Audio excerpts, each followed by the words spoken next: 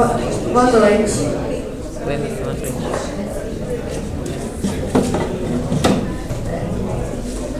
Bom, antes de dar início à conferência de encerramento com o professor Alisson Mascaro, nós gostaríamos de chamar para fazer uma fala de encerramento a bolsista Glenda.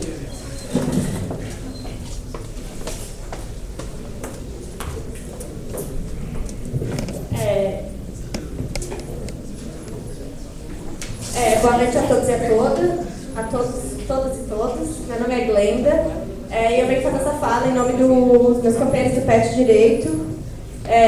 Antes de mais nada, eu quero dizer que é uma grande alegria chegar ao fim de mais um seminário, mais um evento. E então é um momento propício para apresentar para vocês um dos frutos do seminário do ano passado, que são os anais do Seminário de Direito e Democracia. Esses anais eles vão ser disponibilizados em breve online, então todo mundo vai ter acesso ao conteúdo. E, bem, é isso. Quanto a esse seminário, eu quero, em primeiro lugar, agradecer a todos vocês que compareceram ao evento, não só hoje, mas que encheram o auditório toda semana. A gente fica muito feliz de poder viver esse momento. Agradecer também aos meus colegas petianos e petianas, que ajudaram a realizar materialmente o seminário. A nossa tutora, a professora Janine Nicolaides Felipe, principalmente por permitir e incentivar a autonomia estudantil dentro do PET, o que é, sem dúvida, uma atitude que engrandece o nosso programa, mas que a gente sabe, quando só basta a gente olhar para a nossa graduação, né, tem se tornado uma atitude cada vez mais rara, e não só na nossa graduação, mas na academia como um todo, e por isso é digno de nota que a professora Janine haja dessa forma em relação ao PET, em relação aos demais pesquisadores, e por isso a gente agradece a ela.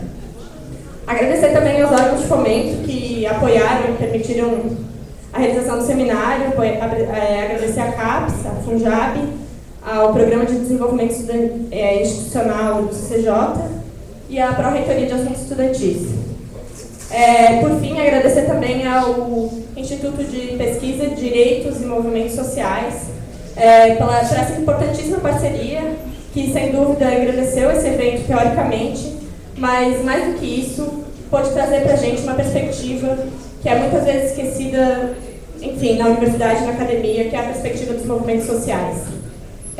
Porque se por um lado a gente ainda não alcançou levar a universidade até a base dos movimentos sociais, por outro parece que a gente dá um primeiro passo no sentido de oxigenar a reflexão crítica sobre o direito a partir da experiência de pessoas que militam nesses espaços. Afinal de contas, essa ou deveria ser, não tem sido tanto assim, mas deveria ser a função primordial da universidade, e a realização dessa função se apresenta como um dos principais desafios impostos ao PET hoje, e é um desafio que a gente, que parece para a gente muito importante que seja realizado à luz de teorias críticas, comprometidas com a superação do capitalismo, tal qual é o marxismo.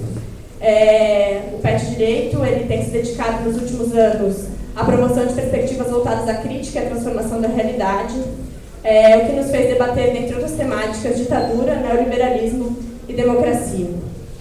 Chegado ao fim desse nosso quarto seminário, Seminário Direito e Marxismo, eu acredito que a gente pode avaliar que foi um seminário bastante positivo, desde o sucesso de público até a qualidade das discussões que foram aqui travadas, e acho que dá para afirmar que a gente lançou algumas possibilidades de reconstrução da crítica do direito no Brasil, tal qual era o objetivo traçado no início, né?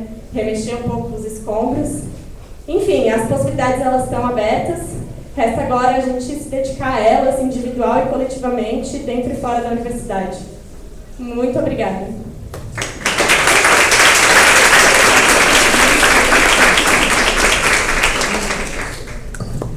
Eu gostaria também de chamar, para dar uma palavra de encerramento, o professor Alexandre Aguiar, que é coordenador do GT de Direito e Marxismo do Instituto de Pesquisa e Direito do Movimento Social.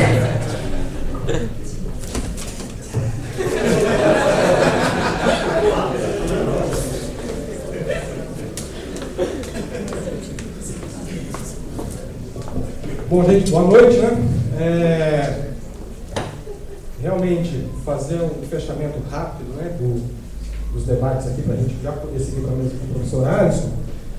A nossa avaliação é de que, efetivamente, o seminário, o primeiro seminário de um grupo temático dentro do Instituto de Pesquisa e Movimentos Sociais, que é organizado, né, exatamente o Seminário de Marxismo, contou com a participação de outros grupos temáticos, né, como Criminologia, Epistemologias do Sul, né, a questão das cidades, né, e outros grupos, talvez eu tenha esquecido de alguns especificamente.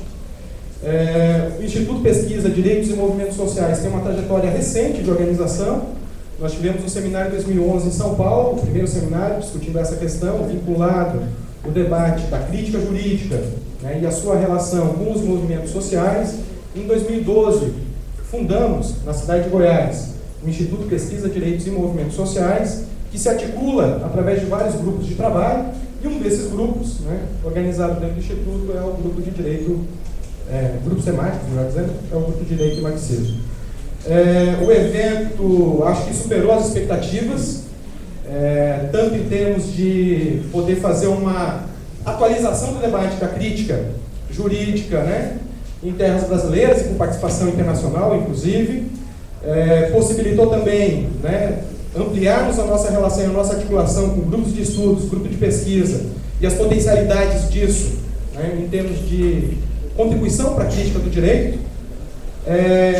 Instituiu, né, com muita tranquilidade, um debate crítico dentro da própria crítica, né, uma análise sobre os escombros da crítica jurídica no Brasil, né, e essas questões, e a contextualização disso, do ponto de vista de todo o movimento histórico das últimas 3 décadas, dá para a gente falar, ou até 4 décadas, né, da crítica jurídica no Brasil, como é que ela se dá, e a necessidade histórica, né, dada aí por toda uma conjuntura política, socioeconômica, não apenas brasileira, mas também mundial, de uma retomada da crítica jurídica e uma boa retomada do próprio papel do marxismo dentro da crítica jurídica. A gente pode dizer com muita tranquilidade, fizemos uma avaliação hoje, que ampliamos bastante o nosso leque de relações aí em âmbito de grupos de estudo no Brasil. Estabelecemos uma ideia de articulação de rede de estudos, não tem aqui uma perspectiva deste ou daquele pesquisador exclusivo, na verdade tem uma perspectiva de crescimento coletivo e constituição de um espaço de crescimento e constituição do debate coletivo. Definimos 4 eixos fundamentais para o debate, dando destaque aí a uma retomada da análise sobre o papel, né, de todo o debate soviético ali pós-revolução russa e as questões que vinculam ao desenvolvimento desigual e a questão da colonização e da dependência, as questões que vinculam ao método utilizado nesse espaço e a questão da insurgência. Nossa expectativa é que no próximo ano, durante os próximos 12 meses, nós tenhamos aí um desenvolvimento de trabalhos, de estudos que articulem esses elementos e orientando já o nosso debate de hoje à tarde para a realização de um próximo seminário de Direito e Marxismo, sugerido para ser no Rio de Janeiro, em novembro do ano que vem. Nós temos também outras atividades do Instituto de Pesquisa, Direito e Movimentos Sociais, organizados para o ano que vem, o Seminário Nacional, né, do Instituto, setembro do ano que vem, em Curitiba, e nós temos aí uma programação de um seminário sobre Universidade Popular, né, com o tema de Universidade Popular, previsto para ser no Rio de Janeiro, início do semestre do ano que vem, entre março e maio do ano que vem. Para encerrar, fazer o agradecimento à participação de todos, né? O evento não seria o que foi se não fosse a participação de vocês, né? Como público, debatedor, como apresentadores de trabalho, né? Como pessoas que estão interessadas nesse campo e na crítica. Agradecer em especial também, né, a instituição, né, ao importante papel, né, que tem desenvolvido e que desenvolveu historicamente, né, o nosso curso de pós-graduação da Universidade Federal de Santa Catarina. Eu também sou, né, egresso dessa universidade. Quer dizer, aqui se constituiu, sem dúvida nenhuma, um importante berço da crítica jurídica no Brasil, e até hoje, né, esse processo está presente, né, no debate do direito no âmbito nacional. Agradecer a dedicação, o esforço, né, espetacular aí dos estudantes do PET, né, que demonstraram uma dedicação, né, e uma capacidade, né, de corresponder à dinâmica desse evento. Não é um evento simples, é um evento com, né, muitas facetas, né, muita gente participando do evento. Nós começamos o evento na terça-feira à tarde, né, estamos aí no 4º dia do evento, um evento com atividade de manhã, de tarde e de noite, ou seja, para isso funcionar e funcionar com o sucesso que foi, a gente sabe que requer muita dedicação, vontade, trabalho pessoal e individual. A professora Janine, né, por topar, né, assumir um debate, que não é um debate, às vezes, muito tranquilo na academia, né, porque a academia tenta interditar o debate do marxismo, né, como sendo algo superado do ponto de vista histórico, mas as ruas, as massas e o povo, né, demonstram a urgência desse debate, a urgência de pensarmos na transformação, de superarmos, né, uma ordem social retrógrada, atrasada, regressiva, como o professor Marildo muito bem caracterizou no dia de ontem. Por fim, para nós é um prazer a participação de todos aqui, né, o ressurgimento da crítica, né, o espectro, né, da crítica precisa adquirir uma materialidade junto às massas, precisa adquirir uma materialidade, né, na transformação social. Que venha o professor Alisson, muito obrigado, boa noite.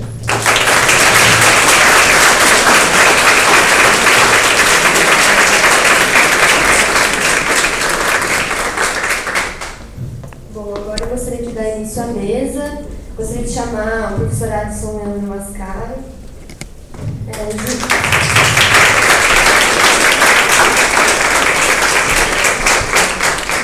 Jurista e filósofo do direito brasileiro, é doutor e livre-docente em filosofia e teoria geral do direito pela Universidade de São Paulo, Largo São Francisco, professor da Faculdade de Direito da USP e da pós-graduação em Direito da Universidade Presbiteriana Mackenzie. Publicou, dentre outros livros, Filosofia do Direito, Introdução ao Estudo do Direito, Utopia e Direito. E nessa noite veio lançar o seu último livro, Estado e Forma Política, publicado pela editora Boitempo. Em comentário ao seu último livro, o filósofo esloveno Slavoj Žižek menciona: Marx diz que o segredo da mercadoria não reside em algum conteúdo escondido sob sua forma, mas em sua própria forma. Estado e forma política de Alisson Leandro Mascaro não aponta na mesma direção? Muito se escreve hoje em dia sobre a mudança do papel do Estado, daqueles que o consideram como um instrumento de regulação dos excessos do neoliberalismo, àqueles que o descartam, vendo-o como um instrumento de dominação e opressão a ser superado por alguma forma de democracia direta. No entanto, todas essas abordagens caem na armadilha fetichista de lidar com diferentes funções e usos do Estado, desconsiderando as suas implicações fundamentais como uma forma política, ou seja, como uma forma Estado em si, para além de seu conteúdo, os interesses que representa, etc. Tem implicações políticas fundamentais. O livro de Mascaro foca-se precisamente nessa dimensão crucial, e por isso é simplesmente a obra mais importante do pensamento político marxista nas últimas décadas. Um trabalho que fornece a estrutura conceitual básica para lidar com o tema do Estado. Um trabalho histórico que mudará todo o seu campo de estudo e estabelecerá seus próprios padrões. Renata, outro microfone. Esse faz muito barulho.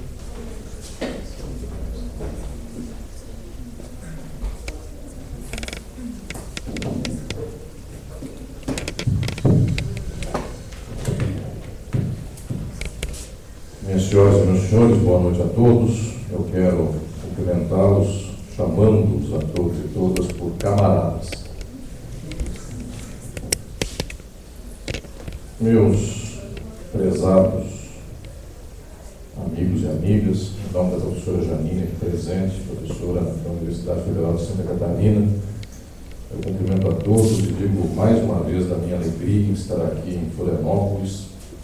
Há tantos anos eu venho aqui a esta universidade, a Santa Catarina, e encontro professores, alunos, colegas que sempre têm no coração, na mente, na vontade, na ação, a firme convicção de lutar por um mundo transformado, um mundo melhor, um mundo socialista. É uma alegria ver este encontro e eu quero de início aqui dizer a todos os senhores e a todas as senhoras que toda vez que eu começo uma fala sobre marxismo, eu considero, minhas senhoras e meus senhores, eu tenho com muita convicção dentro de mim, que falar de marxismo nos exige uma responsabilidade infinda. É sério quando tratamos de um tema como este, como o do marxismo. marxismo em relação ao direito. Sério, em primeiro lugar, porque a reflexão crítica sobre o capitalismo, ela não é simplesmente uma erudição.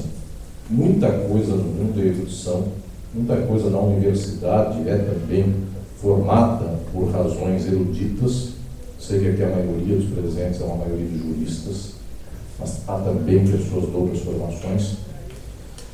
O direito comporta erudição, as ciências humanas comportam também erudição, até as ciências exatas comportam erudição, na medida em que nós descobrimos quando alguém postulou tal conceito, quando tal ideia foi desenvolvida, tudo isso nós sabemos. O que ocorre em falarmos de socialismo, e falarmos de capitalismo, falarmos do presente e apontarmos o futuro, é lidarmos diretamente com o mundo no qual nós vivemos, é lidar diretamente com esperanças que muitas vezes não são nossas, são esperanças da humanidade que não podem entrar nesta universidade. De brasileiros que não podem estar num debate como esse, porque nestas 8 e pouco da noite de uma sexta-feira estão trabalhando ou voltando para sua casa.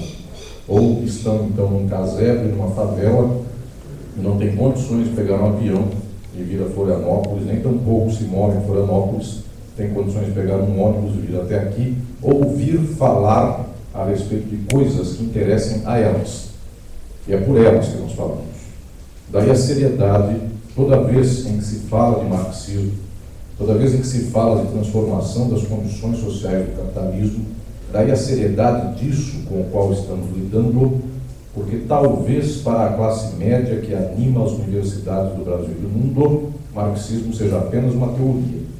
É apenas o rigor pessoal do orgulho de dizer que sabe a melhor teoria do mundo, que tem as mais radicais conclusões. Isto tem animado até hoje boa parte da universidade.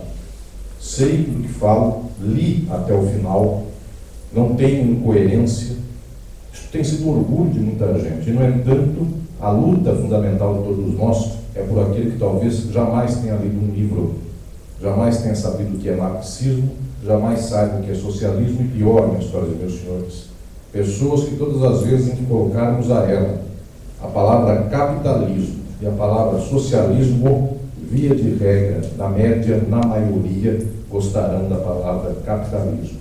Assim ensinou o seu padre, assim ensinou o seu pastor, assim ensinou o seu líder religioso, seu líder de bairro, seu patrão, que esta é a ordem, esta ordem é boa, esta pessoa vive bem, quando está bem ajustada a essa ordem. O que nós falamos, o mundo odeia. O que nós falamos é palavrão para muita gente. E observem que esta é a tragédia do mundo e do nosso tempo, quando falar em socialismo, e socialismo ser a palavra errada, e quando falar em capitalismo, e toda a desgraça do mundo e do nosso tempo, isto sim ser considerado bonito, o belo, aquilo que é a ordem, não uma ordem, que inclusive é quase uma desordem. Falarmos de marxismo, direito, Estado e política, portanto, envolve nisso. Nós temos aqui questões que são da mais aguda importância e da máxima responsabilidade. Até porque também quero dizer mais uma coisa aqui aos meus senhores e minhas senhoras colegas de Santa Catarina, de todo o Brasil, professor Espanha, que nos dá alegria aqui de Portugal, e todas as pessoas que se encontram presentes, de onde quer que tenham vindo. Alguns anos atrás, já muitos anos venho aqui à UFSC, mas alguns anos atrás, quando vinha falar aqui em Santa Catarina, eu talvez pudesse dizer a todos que falar de marxismo era algo tão estratosférico no pós-queda do Muro de Berlim, que as pessoas consideravam isso tal qual falar de animais, de bichos, de célula, química, qualquer coisa assim. O marxismo era mais uma coisa, era tal qual falar de Santo Ambrósio. Se houvesse um seminário sobre a filosofia de Santo Ambrósio, equivalia à filosofia de Marx. Porque, de fato, as pessoas sequer viam possibilidade de que isso tivesse alguma implicação na realidade. Nenhuma. Daí, gerações se formaram, inclusive, no campo do conhecimento filosófico, político, no campo do marxismo, em modo geral, considerando que falar do marxismo quase que seria um dever. E isso seria um passeio pelo jardim, onde haveria flores, onde as pessoas bateriam palma, onde tudo aconteceria para que ao final chegássemos ao sonho do socialismo.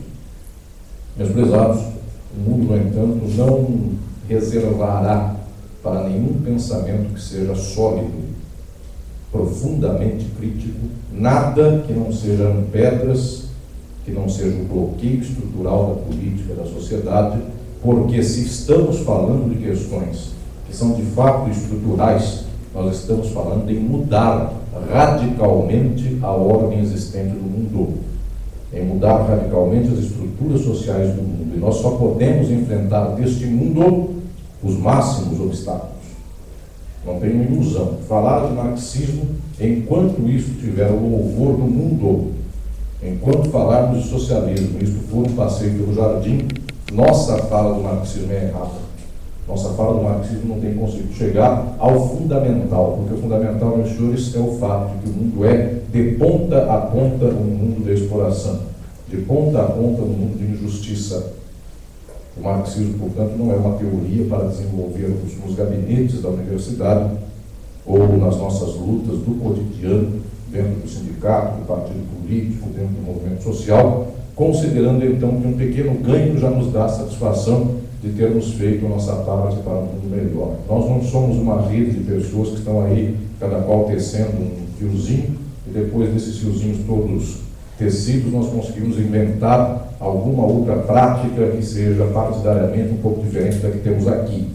Para isso não precisamos nem chamar marxismo. Para isso podemos dizer como melhorar o mundo que aí está. Marxismo é outra coisa totalmente distinta. Nisto, talvez não seja uma exclusividade do marxismo, meus senhores e minhas senhoras, reservar a si o ódio do mundo. Em toda a história, aquilo que se apresenta postulando algo de muito bonito, algo de muito profundo, ele só pode enfrentar deste mundo, ele só pode receber deste mundo o máximo das oposições.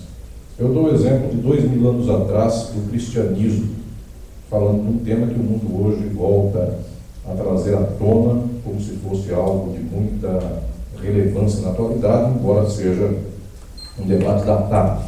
Mas observem, toda vez em que alguém disser que considera o outro irmão, porque é cristão, e pelo fato do outro ser irmão, ninguém pode tomar o outro como objeto de exploração, toda vez que alguém de fato for um cristão verdadeiro, o cristianismo só pode reservar a essa pessoa a cruz. Só isso. Se um cristão tem um tempo de ouro, se um cristão tem alguma coisa que possa ser muito bonita e as palmas do mundo em seu favor, ele não é cristão. Se um marxista, eu tomo o exemplo do cristianismo para trazer ao marxismo a mesma questão. Se o marxismo encontra no mundo uma ordem que lhe é favorável, é preciso pensarmos se de fato nossa visão, nosso caminho é exatamente este que estamos propugnando, porque nossa forma de ver o mundo é em oposição franca a esse mundo. Quero dizer aqui ainda, meus senhores, antes de começar a refletir sobre o tema do marxismo com a forma política e a forma jurídica, que as energias para a transformação do mundo são muitas e poucas. São muitas as energias para que o mundo seja socialista. O capitalismo produz bilhões de pessoas, bilhões, que são pessoas exploradas. A maioria da humanidade trabalha aonde não quer. A maioria da humanidade mora aonde não quer. Mora mal, come mal, não pôde fazer com os seus filhos a máxima felicidade da criação dos seus filhos. Não pôde viver horas do dia, horas da semana, alegremente brincando com os seus filhos. Não pôde dar condição aos pais, quando os pais ficaram doentes, de ter um bom hospital, ou de ter remédio para curar a doença do pai. Nada disso. O mundo vive até hoje na desgraça. Esta desgraça do mundo é a energia que move o mundo. Porque, de fato, minhas senhoras e meus senhores, nós não consideramos que o mundo é alegre. As pessoas vivem na base do remédio, as pessoas vivem na base dos tratamentos para se iludir, tentando fazer com que sua tristeza possa ser palatável. As pessoas vivem na base da bebida, na base do narcótico, na base do modo pelo qual consigam fazer do mundo um mundo anestesiado, a partir do qual eles possam então viver. Aí está a energia e a esperança do mundo, na dor, até o momento em que pensarmos que esta dor de fato é insuportável não só para o ombro de cada qual, mas para o ombro do mundo todo. As crises do capitalismo são variáveis, vivemos mais uma. Esta é a nossa, de 2008 para cá, uma crise também aguda, mas lembrem, senhores, o nazismo foi um estertor político de uma crise também aguda do capitalismo. A crise de 29 foi uma crise, de fato, de amplas proporções. E o capitalismo vai se reconstituindo, se reorganizando a partir de crises. Mas eu quero dizer aqui, minhas senhoras e meus senhores, desta esperança e ao mesmo tempo da tristeza ao pensarmos o mundo pelas vias pelas quais o mundo se apresenta a nós. Tristeza profunda porque nós nos constituímos subjetivamente, todos nós aqui presentes e o mundo todo, nós somos constituídos a partir das formas que orientam a própria sociedade capitalista. Nossa sociabilidade é capitalista de ponta a ponta. Isso quer dizer, estamos aqui, nesta noite de hoje, nós somos homens e mulheres. Nós temos sobre nós o peso das formas sociais do capitalismo.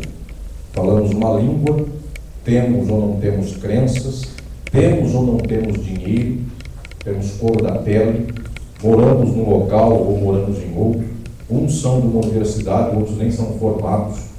E tudo isso são pesos, etiquetas ou rótulos que são colocados em nós.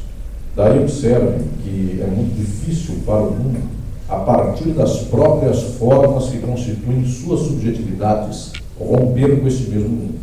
Em geral, nós queremos um volteio que nos dê um pouco de anestesiamento psicológico, que nos dê uma certa razão para dizermos que nós tentamos, e essa tentativa quase sempre se faz no plano do imediato, fazemos nossa parte e agora é com o resto do mundo. Um dia ficamos velhos, um dia cansamos, e aí dizemos, já fiz o que eu tinha para fazer, agora é com os outros. Meus senhores, eu digo a todos que eu tenho desesperança profunda em observarmos o quadro geral do mundo, da sociedade capitalista, e observarmos que com os elementos objetivos que temos e os elementos subjetivos que temos, quase sempre nossas gerações repetirão o que as outras fizeram. É muito difícil que nós tenhamos aqui condição de fazer um pouco melhor do que fez Lenin. Infelizmente, meus senhores, talvez nossa geração sequer arranhe o que fez Lenin, que Lenin fez muito. E nós estamos, em teoria, já apontando os erros do leninismo, mas nós não conseguimos, na prática, aurir energias para passar além disso. Observemos nós, então, que queremos que talvez seja um horizonte até um pouco amplo para a maioria dos que falam hoje, inclusive de marxismo.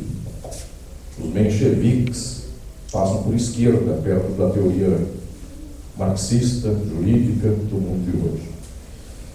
Mas eu também quero falar com esperança, minhas senhoras e meus senhores. Eu penso que a única razão de estarmos juntos pensando é a esperança, porque eu sinto, eu posso dizer aqui, a alegria de ver um auditório como esse, repleto de pessoas, professores, alunos, juristas, movimentos sociais, movimentos políticos. Há uns anos atrás nós não tínhamos isso. Há uns anos atrás o marxismo era nada, e esse nada atraía 5 ou 6 pessoas. Hoje nós já temos um grupo maior. Um grupo maior é muito bom, saibam todos sobre isso.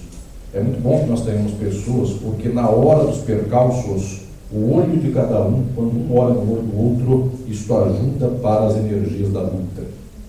Nós sabemos que um olha pelo outro, um torce pelo outro, um sente, vibra com o outro, e na hora em que um for preso, e não duvidem que daqui a 10 anos o marxista será preso por ser marxista, não duvidem que daqui a 15 anos as lutas socialistas sejam lutas totalmente perseguidas por sociedades do mundo.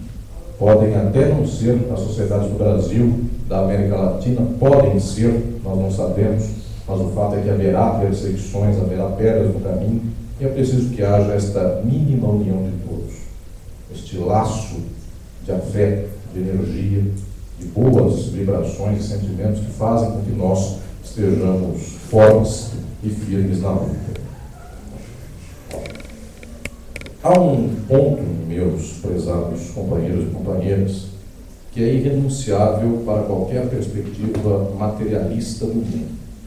A leitura marxista é uma leitura que não se faz de fantasia, se faz de realidade concreta. Nesta realidade concreta do mundo, nós sabemos que as ideias não surgem por acaso. Marx, na ideologia alemã, tem uma série de frases dizendo: o direito comercial não surgiu porque um jurista inventou o título de crédito. O direito comercial surgiu porque surgiu o comércio. É por causa disso que alguém um dia, então, pelos atos de compra e venda, alguém inventou os títulos de crédito. Ou juristas inventaram o direito comercial. Isso é o mínimo. As ideias não surgem apenas da cabeça do jurista, ou apenas da cabeça do marxista, ou apenas da cabeça do filósofo ou do universitário. As ideias surgem porque realidades sociais concretas levam a isso. Eu quero agora me referir diretamente a todo esse arcabouço de reflexões sobre política, sobre direito, que nós já temos há 1 século e meio na história do marxismo, e que muitas vezes aquele que começa a reflexão sobre o próprio direito pela via do marxismo e pela política também pela via do marxismo, ele se esquece da raiz concreta, social, histórica das próprias ideias e imagina que o debate das ideias se desenvolveu porque um filósofo contra outro filósofo, porque um livro contra outro livro apresentaram tais ou quais questões. Isso tem sido a história do debate marxista, o modo pelo qual ele se anuncia. A ideia de fulano vai contra a ideia de ciclano. Lukács, Althusser, Pachucanes, Stuttgart. Os marxistas freudianos, os marxistas lacanianos, como se o mundo fosse composto de gabinete. Então, no gabinete da ala A, as pessoas leem Lukács, da ala B, Althusser, da ala X, leem Freud, da ala Y, leem Lacan, e assim vai. É verdade que isso existe. Existe um mundo no qual as pessoas constroem ideias porque tem uma biblioteca à frente. Porque o Google, na hora que eles digitaram lá marxismo, por um acaso das ordens randômicas do Google, saiu o marxismo, e lá no marxismo saiu alguma coisa que ele nunca tinha ouvido falar e pesquisou isso. Lucio Coletti. É possível jogar marxismo, Itália, e dar em Lucio Coletti. E a pessoa dizer, muito bem, vou estudar esse Lucio Coletti, estudando, ela se torna marxista e depois não, tal qual na história do Lucio Coletti. É um acaso. Mas vejam, esses acasos existem no marxismo, mas eles não duram muito tempo. Uma pessoa pode começar a ler Lucio Coletti porque encontrou um livro no meio da rua, porque chegou numa estante virtual, lá estava o livro mais barato do que o livro do Mesaros, enfim, e aí resolveu aventurar-se pelo Coletti. Mas isso não resiste à vida mínima da sociabilidade dessa pessoa, porque uma semana depois a pessoa é feliz para contar para o seu colega que ela está estudando marxismo, então ela vai procurar a menina mais marxista da sua sala e vai dizer, eu estou estudando marxismo, eu estou estudando Lucio Coletti. Aí ela pensa, será que é um novo autor ou é um velho que não serve para nada? Ela vai também pesquisar no Google e fala, não, esse aí é um indigente do marxismo, é um renegado do marxismo. Ou seja, não dura o prazo de uma semana, 2, 3, um ano, para encontrar alguém que lhe diz que essa pessoa não é, de fato, uma pessoa muito apropriada para o marxismo. O que eu quero dizer é que existem acasos que constroem a intelectualidade marxista, só que esses acasos são muito factuais, no sentido de serem pontuais. Existem, mas são pequenos acasos. O fato, minhas senhoras e meus senhores, é que o pensamento político, jurídico, filosófico do próprio marxismo, bem como de qualquer outra questão do mundo, tem enraizamento histórico. Os senhores estão aqui neste momento em Santa Catarina, nesse belíssimo evento de marxismo e direito, e saibam, a Universidade do Brasil considera o marxismo um lixo. É melhor ser pós-moderno. É muito mais avançado ser pós-moderno pela opinião média das pessoas.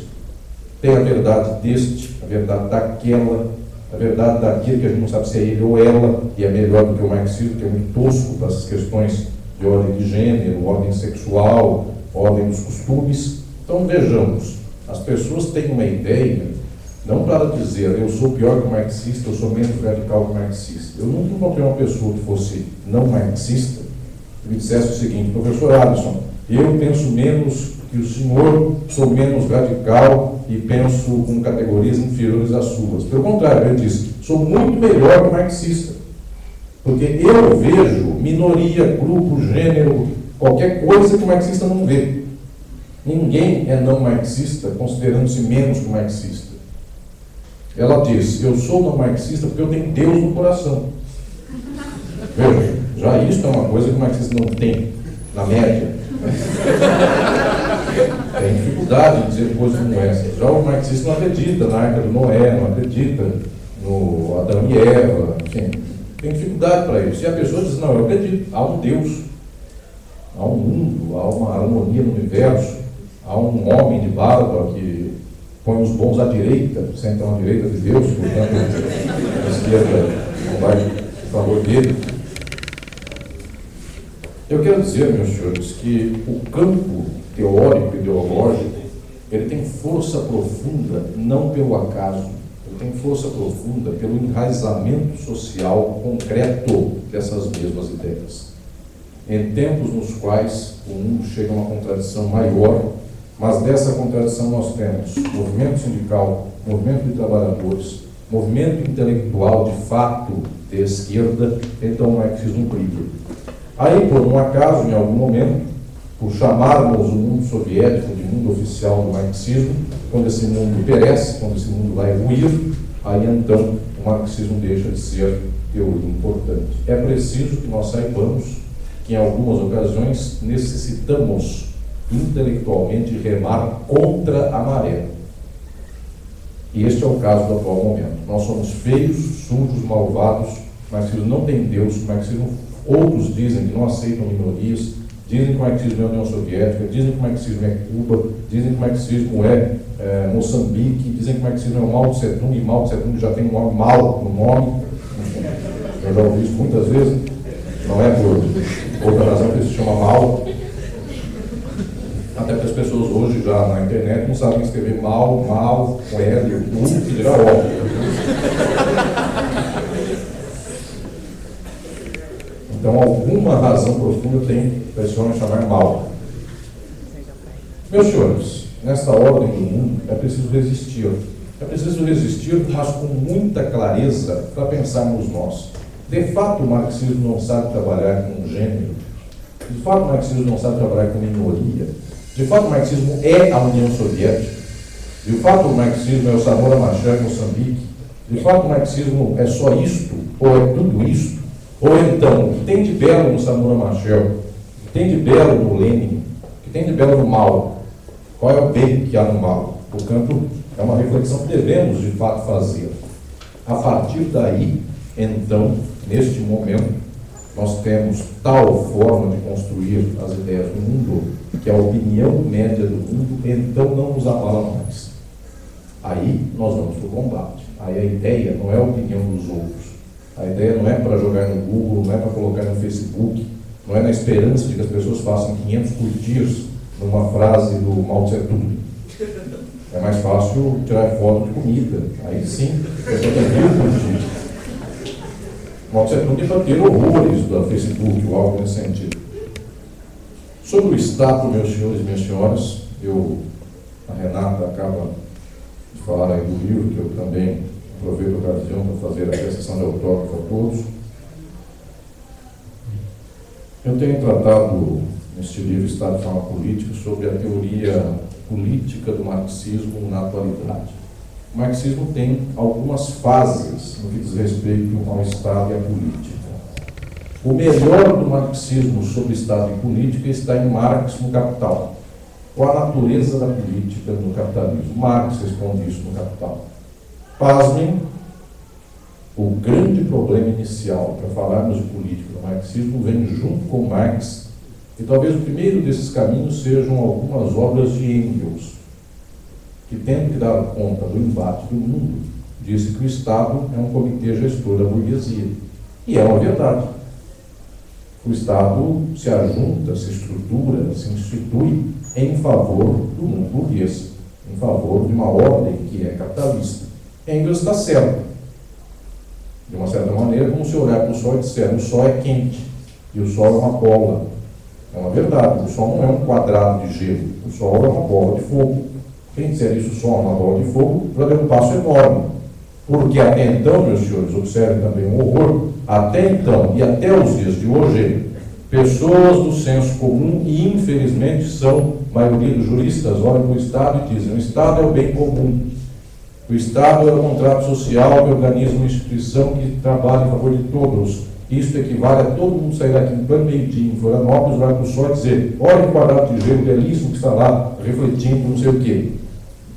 Até hoje nós chamamos de Estado bem comum. Até hoje eu saio em qualquer lugar, para chegar em qualquer lugar, eu venho aqui nessa ocasião em Santa Catarina, acabei de chegar da África, fazendo o lançamento do livro Estado de Forma Política na África. Brasil, América, Europa, Ásia, África, qualquer lugar que estejamos, a pobreza é imensa, o Estado não ajuda as pessoas, o Estado não é o bem comum, e qualquer faculdade de direito do mundo eu continuo ensinando para os seus alunos: o Estado é o bem comum, o direito público é melhor que o direito privado, o Estado intervém na realidade, o Estado abre estrada, o Estado vai dar casa para todo mundo, a Constituição do Brasil é cidadã. Porque eu acabei de chegar da África, antes de vir para cá, tive que dar conta de umas entrevistazinhas para comemorar os 25 anos da Constituição. E o jornalista vem celebrar comigo, achando que eu vou devolver eu vou pagar a velhinha do bolo dos 25 anos. Me dá a faca, inclusive, para cortar o bolinho do aniversário da Constituição. Muito bem. O que nós temos aqui, minhas senhoras e meus senhores? É verdade que o Estado seja um comitê gestor da burguesia, mas não só isso. Já é bom. O que Engels diz para nós já é muito bom, na medida em que a maioria das pessoas considera ainda que o Estado é o bem comum. Dizer que o Estado é burguês já é maravilhoso. Eu não renuncio, minhas senhoras e meus senhores, a essas constatações que são mínimas, do tipo: o sol é quente, a lua é fria, de noite é escuro, de dia é claro. Eu não renuncio a pessoas que constatam isso, porque o mundo galopantemente constata o contrário. O Estado é de Deus, Deus escolhe o rei. Veja que reflexões como essas, Deus escolhe os governantes, isso resiste até os dias de hoje. As igrejas cristãs tiveram dificuldade no pós-Hitler de se explicarem, porque na carta aos Romanos de Paulo de Tarso, ele diz que qualquer governante é governante pela vontade de Deus. Vocês vejam que Hitler foi governado por Deus, Collor foi governado por Deus, Itamar Franco, enfim, para não dizer outros mais, que posso falar, a lista é imensa.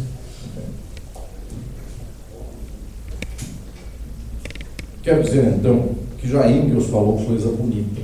O Estado é comitê gestor da burguesia. Como o nosso velho Stuttgart é um homem genial, porque nos diz: o Estado, e o direito aqui em específico, o direito, tratando de Stuttgart, representa um momento da luta de classes, e isso é magnífico, porque há pessoas que consideram que o direito melhor ou pior advém da cabeça do jurista. Stuttgart nos diz: não, advém da luta de classes. Nós temos uma Constituição cidadã. Se amanhã os movimentos sociais do Brasil forem desmobilizados, a Constituição será pior do que a de 67. É o movimento da luta social que gera um direito um pouco mais cidadão, um pouco menos cidadão. Não tenho dúvida disso. Não depende da cabeça do jurista. Se no dia de amanhã houver um novo AI-5 no Brasil, 4/5 dos professores do Brasil farão comentários ao AI-5 volume 1, volume 2. Editora Saraiva, Grupo Gênio, LTR e adjacente. RT. Vamos contemplar todas. Porque deixarmos uma de fora. Então, observe. De fato, é importante falar este mínimo. O Estado administra o capital. Só que este mínimo ajuda para o começo, mas atrapalha muito para o final das contas. O marxismo viveu 1,5 século no mínimo sobre o Estado, praticamente no mínimo sobre o direito. O direito defende a burguesia. Então, o que o jurista marxista, na média, responde, se não fosse essa notável exceção de Pachucanes, que diz: o direito de fato protege a burguesia, mas até quando não protege é burguês. Porque Pachucanes, de um lado, e tantos outros teóricos, dos quais eu vou falar daqui a pouco, do outro lado, estão descobrindo o que Marx, ele sim já havia dito no Capital, que o capitalismo tem formas sociais, das quais seu conteúdo, puxando para lá ou puxando para cá, não fazem a diferença daquilo que é a inexorável construção estrutural da forma. O direito pode puxar mais para o trabalhador ou mais para o capitalista. Isso eles percebem isso no dia a dia. Percebem na história de vida de nós. A história de vida de cada ser humano, suas décadas de vida, do nascer até o morrer, nessas décadas de vida dá para sentir a diferença. Há uns que viveram a ditadura depois da democracia, já há aí uma diferença jurídica e política. Há uns que viveram tempos de ultra-neoliberalismo e de neoliberalismo mais branco, já também perceberam algumas diferenças. Eu digo da cidade de São Paulo. A cidade de São Paulo, uns 15 anos atrás, todo o prédio era mal pintado, decadente, caindo em pedaços, etc. e tal. Hoje as pessoas já repintam o prédio, já constroem um outro prédio do lado, ao lado de um prédio velho tem um prédio novo. Isto é o neoliberalismo modulado. O neoliberalismo atroz só fazia decadência, inclusive urbanística. Nos dias de hoje nós já vemos uns prédios pintados e muito mau gosto, todos espelhados, né? Sem calçada, coisas assim. Minhas senhoras e meus senhores, existem diferenças de conteúdo na política, no Estado e no direito. No entanto, elas não atingem o nível das formas sociais do capitalismo. E agora vem a notável contribuição de Marx no Capital, que impressionantemente só foi retomada em termos políticos quando a União Soviética começou a chegar no seu estertor.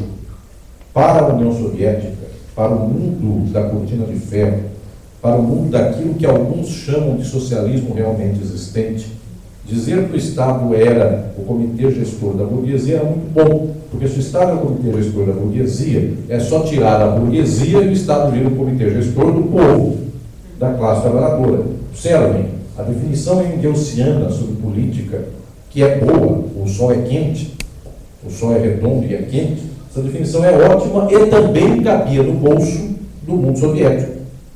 A grande contestação a isso começou a se dar quando o marxismo quase começou a sair de moda. As grandes compreensões sobre o Estado do marxismo começaram na década de 1970. Começaram. Isso aqui nos dá um choque, porque nada no marxismo começou na década de 1970. Tudo que a gente conhece de marxismo começou em 1845, 50, dependendo do gosto dos marxistas. Tem gente que vai dizer que só em 1860, tem uns que vão dizer que é 1841, no texto que Marx escreveu lá no jornalzinho do Centro Acadêmico, é que começou o marxismo. Mas é um debate do qual hoje eu não quero tratar com todos, porque eu quero unir, minhas senhoras e meus senhores, num só grande movimento e não discutir a exegese da história do jovem Marx, da qual eu sei que metade da sala tem uma opinião, outra metade tem outra, eu só não sei onde estão as metades aqui nesse momento. E eu sei que não é bem metade. É maioria e minoria. Muito bem. O fato é que nada do marxismo começou muito tarde, a não ser vigorosas contribuições para alguns campos. Vejam, a psicanálise entrou no marxismo na década de 30. Em 1930 surgem os marxistas psicanalistas. Reich, Fromm, Marcuse, eles vêm dessa época. A estética entrou no marxismo na década de 30 para 40. Adorno, músico, Ernst Bloch, músico. O cinema vem dessa época, Benjamin, um pouco antes. A estética já tem uma história com o marxismo de muito tempo. Lukács, na década de 30, já falava de música, já falava de estética, de cinema, teatro. E Lukács fala do romance, inclusive antes de ser marxista, já na década de 10. Observemos nós, basicamente o marxismo deu conta de muitos conhecimentos já do século XIX e no começo do século XX. O Estado, a política, o marxismo mal deu conta, porque ele já tinha o suficiente, ele imaginava. O suficiente era a definição que o sol é redondo e quente.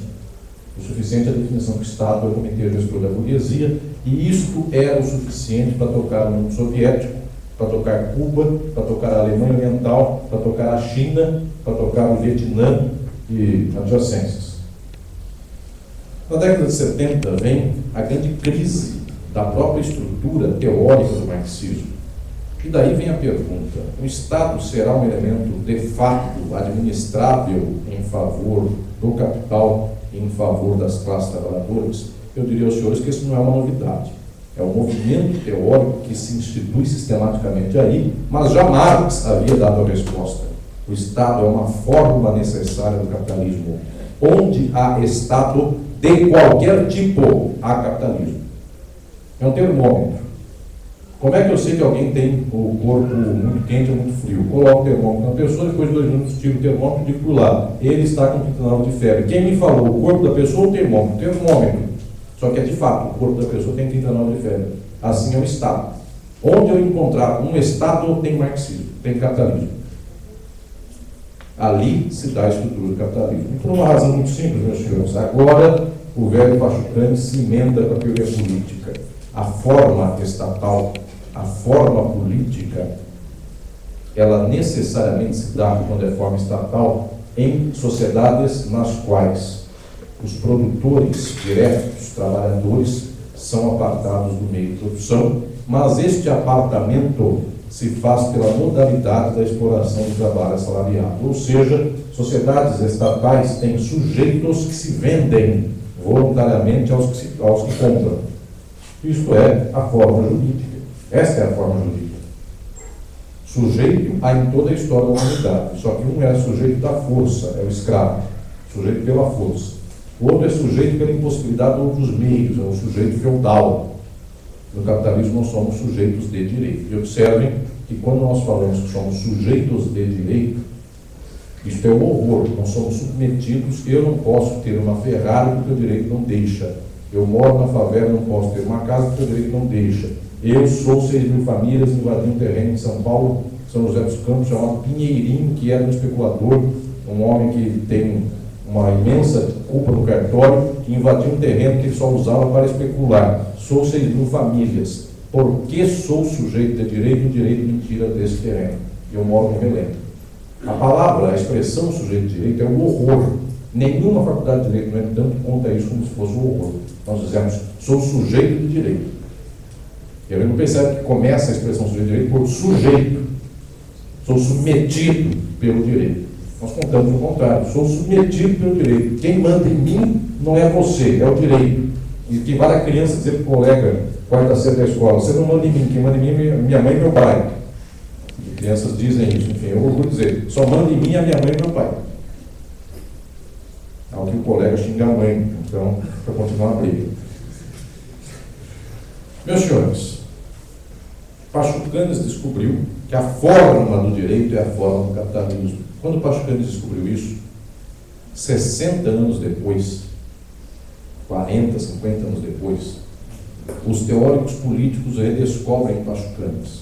Eu dou um exemplo notável de um homem que é talvez um dos grandes pensadores da política do marxismo do nosso tempo, que é Joachim Hirsch. Joachim Hirsch, esse teórico alemão, que foi um dos grandes responsáveis pela renovação da teoria política do marxismo na década de 70. Ele, os franceses, que em algum momento depois, não sendo já totalmente marxistas, vão dar na teoria da regulação econômica marxista ou próxima do marxismo, e tantos outros começaram a perceber que acho que ele estava certo, a forma do Estado, tal qual a forma do direito, não importa o conteúdo que nós venhamos a dar a ela, são formas do capitalismo. Isto é o mais notável, porque agora, quando nós descobrimos como opera a sociabilidade capitalista e como o direito e o Estado se dão como formas dentro dessa sociabilidade, nós então fazemos o seguinte: aquele é o Sol? Sim. É redondo? Sim. É quente? Sim. Mas quente por quê? Porque tem nitrogênio que explode a não sei quantos mil graus, numa fusão nuclear. Isto é uma explicação científica. Que o Sol seja uma bola quente, muito bem. Mas por que é uma bola quente que explode? A explicação deste momento é a explicação do Estado do marxismo.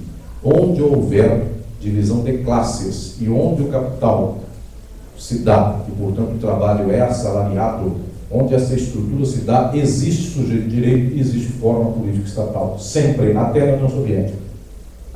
E, meus senhores, isso é tão chocante que nós não podemos remar contra isso. Não adianta dizer, eu não quero que o Sol seja composto de nitrogênio, então vou continuar dizendo que o Sol é a Lua. Isso é uma insistência pueril. Eu preciso reconhecer o melhor da ciência dizer, muito bem, disse a ciência que estudou isso com muito afinco, que o Sol é composto de tais e tais e tais elementos que explodem a tal temperatura. Tal qual, para nós, é fundamental chegarmos a este nível mais profundo do marxismo. É impossível renunciarmos a Pachucanes, é impossível renunciarmos às modernas e avançadas teorias do Estado. E por que as pessoas renunciam a isso? Agora eu vou explicar a todos aqui os presentes. Nós renunciamos àquilo que é o Capital de Marx para ficar em outras obras e outras questões e outras ideias. Não é porque o Capital seja errado. Ninguém opõe ao Capital a obra de juventude de Marx quando ele escreveu um artigo para a revista do Centro Acadêmico da Faculdade de Direito de Berlim, dizendo que essa é melhor que o Capital. Obviamente não é. Então, por que nós insistimos no artigo de juventude de Marx contra o Capital? É porque, minhas senhoras e meus senhores, em algum momento, quando nós chegamos à constatação profunda do que é o direito do Estado na sociedade capitalista, isso nos dói tão violentamente que nós constatamos que este mundo, tal qual ele está, não tem fissura nesta barragem que permita que a barragem dessa água transforme a água capitalista em socialista. É preciso destruir o rio. É isso que nos dói. Acho que nos dói tanto porque nos ensina uma verdade profunda do capitalismo e nos mostra a transformação do capitalismo e a transformação de suas formas. Inclusive, porque eu estou falando aqui só da forma política e da forma jurídica, inclusive chegando a tantas e tantas e tantas outras formas, como a forma sujeito.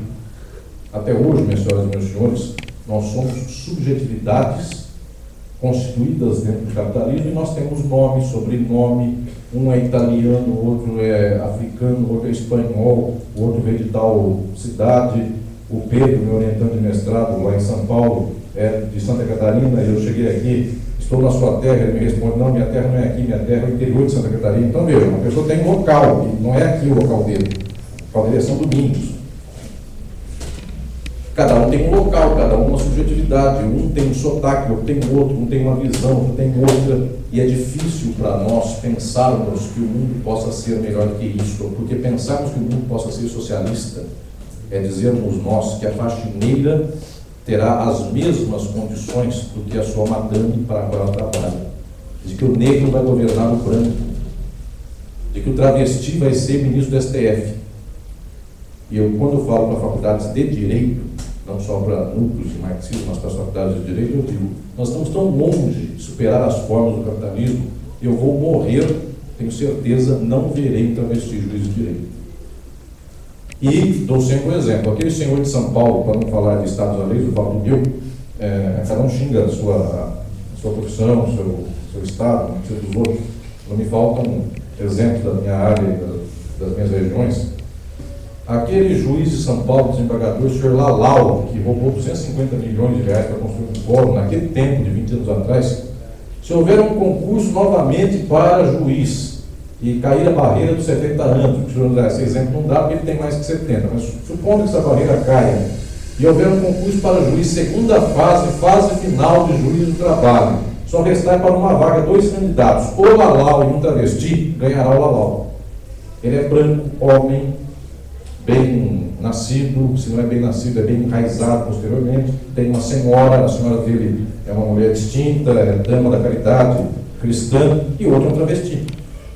Ou seja, nós não superamos sequer as formas psicanalíticas e psicológicas mínimas. Nós não superamos nem sequer o preconceito contra o travesti. O que eu quero dizer com isso é que nós somos homens, mulheres, travestis, transexuais, transgêneros, e tudo está num rótulo. A gente não consegue pensar coisas muito diferentes disso. É para nós absurdo pensarmos uma coisa nesse sentido. Que dirá pensarmos num mundo no qual não haja propriedade privada? Quero dizer a todos, eu entendo a dificuldade pela qual o jurista marxista não consegue chegar a uma compreensão como a de Pachucanes. Entender já é difícil, mas ele consegue. O problema é absorver isso dentro de si. Porque equivale a dizer, eu não sou homem, eu sou também, posso ser um travesti. Equivale ao choque que certas pessoas têm nos dias de hoje quando vem um travesti e falam, puxa vida, eu sou homem, como é que eu poderia não ser? Tem gente que, de fato, nos interiores do Brasil nunca viu um homossexual, uma homossexual. É inconcebível na cabeça das pessoas que isso aconteça. Como é inconcebível na cabeça da gente que nós não vivamos numa sociedade da mercadoria, que nós não vivamos no capitalismo. O que a gente concebe, mais ou menos, é que dentro do capitalismo todos tenham casa. Isso a gente até vislumbra. O dia em que Florianópolis for uma cidade tão boa que não haja nenhuma favela, nenhum casebre no morro, nada disso, todos tenham casa. Aí a pergunta da pessoa é: vamos chamar a Faculdade de Arquitetura aqui da Federal de Santa Catarina para nos ajudar, porque na hora em que o Estado tiver condições para dar casa para todos, onde a gente vai construir essas casas? Tem terreno suficiente? Aí a gente começa a pensar onde vai construir o edifício. Mas nosso pensamento é sempre esse: dar casa para a pessoa, dar comida para a pessoa, dar dignidade do trabalho para a pessoa, não poder ter assédio moral no trabalho, não poder humilhar a pessoa, o direito dos gordos de ser feliz, o direito dos gays de ser feliz, o direito do negro de ser feliz. Tudo isso a gente consegue pensar, mas tudo isso é forma do capitalismo. Nada disso saiu do campo do capitalismo. A tragédia é que nossa luta do cotidiano, eu saio daqui, eu chego na minha faculdade de origem, Faculdade de Direito do Largo de São Francisco, eu encontro pessoas que dizem o seguinte: socialismo é um demônio, quem fala em favor da distribuição da riqueza é um horror. Vejam, nós temos pessoas que são tão reacionárias no nosso entorno, que aí nós observamos uma pessoa lutar pela casa para quem não tem casa. Esse já é um herói, já é um santificado do nosso mundo, quem luta por casa para quem não tem casa. Mas aí vem nossa reflexão e vai dizer: lutar por casa para quem não tem casa ainda é uma forma do capitalismo. Observem nossa tragédia. Sendo que 95% lutam para tirar a casa de quem tem uma. Aí 4% lutam para dar casa para quem não tem. Aí vem 1%, que é esse grupo aqui, e vem dizer: você ainda é capitalista. Eu preciso entender, meus senhores, eu digo isso com toda a alegria do mundo. Eu tenho um carinho enorme e um companheirismo de camarada fraterno com as lutas dos movimentos sociais progressistas. Um carinho profundo, porque uma coisa é estar debaixo de uma lona, de uma barraca, outra coisa é estar dentro da universidade. E a universidade que pode pensar, tem que pensar a partir de horizontes que também são os horizontes de quem está na barraca, passando frio, levando bala. Eu preciso ter muita solidariedade com os movimentos de luta das sociedades do Brasil e do mundo. O que ocorre é que, infelizmente, o universitário que se predispõe a estudar cientificamente o capitalismo, ele aprende uma coisa que às vezes era melhor não aprender, que é a mesma história do médico em relação a um pajé, a uma benzedeira.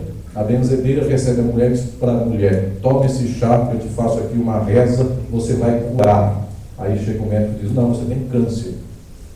É triste ser médico, porque o médico ensinou a mulher que ela tem câncer. A outra diz que ela tem a fé em Deus, que ela vai ser curada. É melhor ser pajé, benzedeira. O que ocorre é que a maioria dos movimentos sociais do mundo equivale, infelizmente, a essa pagelança para o mundo ser melhor. Observem o exemplo danoso, triste, eu gostaria que ele fosse o melhor exemplo do mundo. Observem o exemplo da Europa. A Europa, no pós-Segunda Guerra, passou 50 anos dando direito de bem-estar social para as pessoas, até o dia que a senhora Thatcher, na Inglaterra, junto com o Sr. Reagan, nos Estados Unidos, quebraram os direitos sociais. Um ano depois veio a eleição do Mitterrand, o melhor governante que a França podia sonhar até então. Só ela podia sonhar com coisa melhor, mas o melhor que ela teve até então era o Sr. Mitterrand. Muito bem, o Sr. Mitterrand, vivendo na economia capitalista, no primeiro ato de aumentar os direitos sociais, ele diminui, porque se ele não diminui, a Inglaterra absorvia todos os empregos da Europa e toda a especulação financeira europeia para si, e os Estados Unidos a mesma coisa. O que eu quero dizer é que 50 anos de pagelança europeia em favor do bem-estar social, sem atacar a raiz profunda do capitalismo, sem superar as formas do capitalismo, eles perecem, eles se dissolvem em 2 minutos. Aí nós vemos a Europa toda, a Grécia, com as soluções da crise, dando mais direito.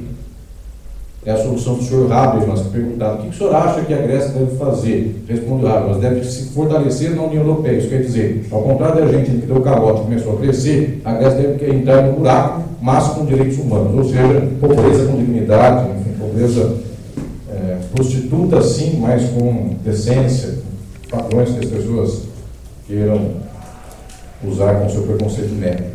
No final das contas, meus senhores, é preciso uma dose muito grande de energias para sonharmos numa sociedade que consiga ser justa, não porque o direito disse que ela é justa, porque ela é justa concretamente. É que para nós ainda vai muito longe o dia no qual as pessoas se gostem e se respeitem, porque são seres humanos. As pessoas se gostam e se respeitam porque o direito as obriga a se tolerarem umas às outras. E se não se tolerarem, se baterem umas nas outras, elas vão presas. Se xingarem, elas vão pagar indenização por dano moral. E se fizerem biografia contra essa pessoa, vão ter depois um processo tal e qual que as impede de publicar a biografia. Tudo isso é jurídico. Nosso mundo é juridicizado de ponta a ponta. A dificuldade é fazermos a superação disso.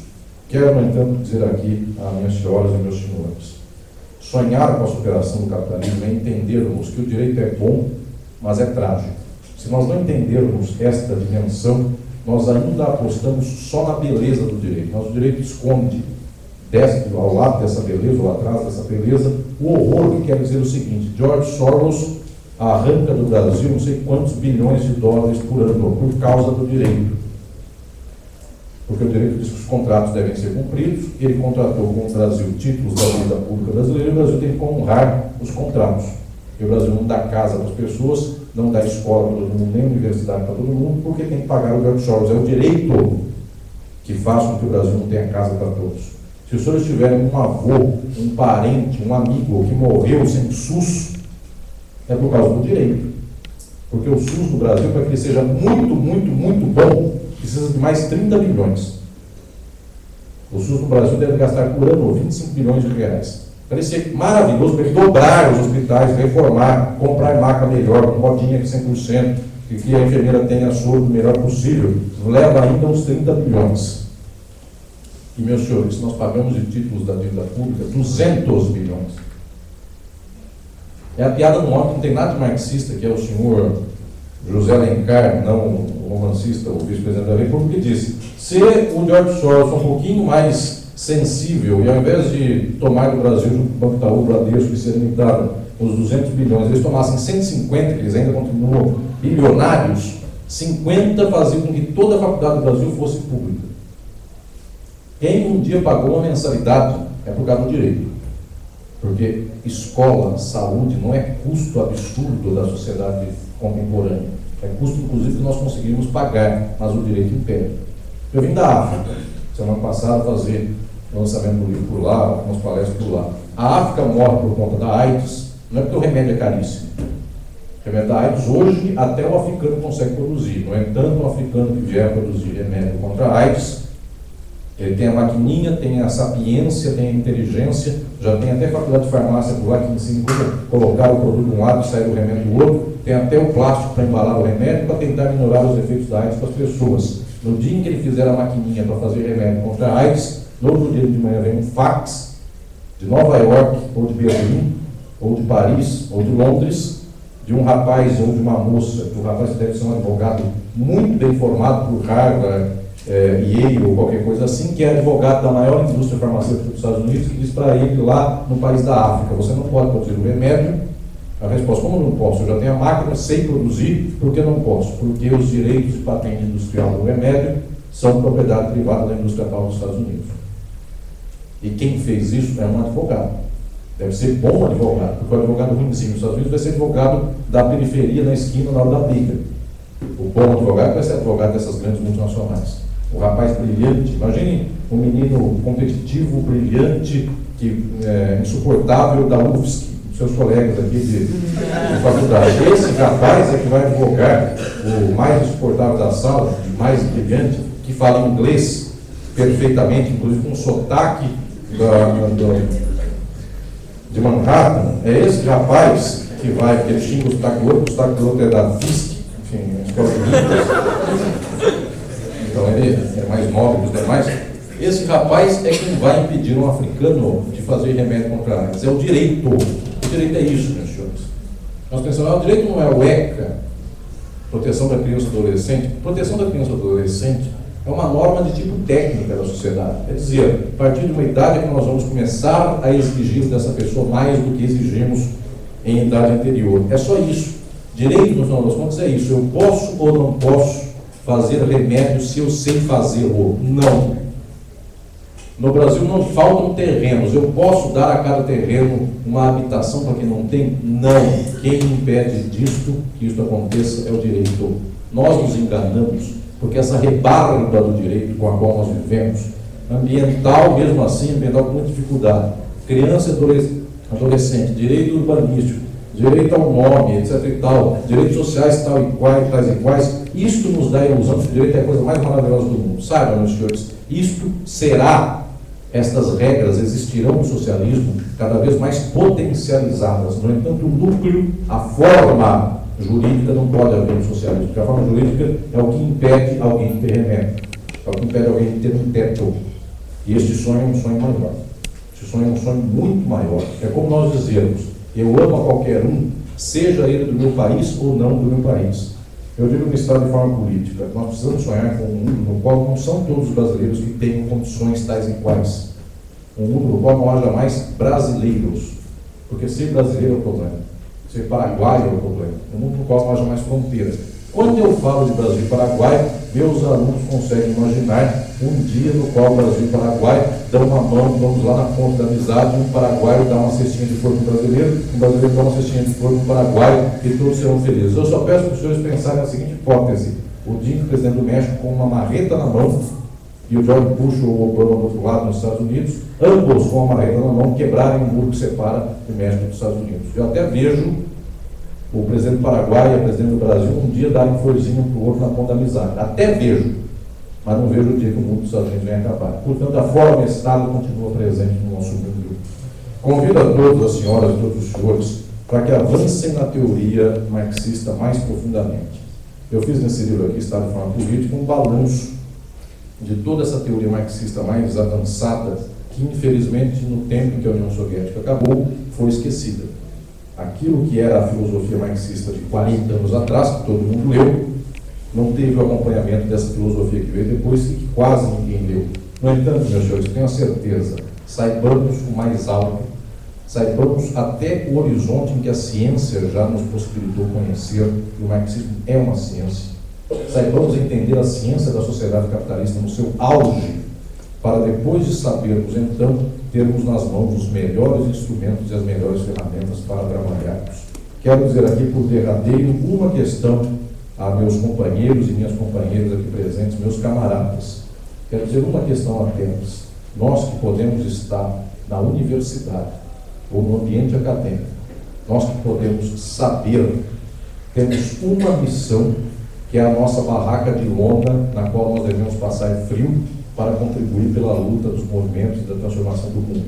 Nossa barraca de lona tem teto, tem laje, tem biblioteca, tem ar-condicionado, tem até microfone.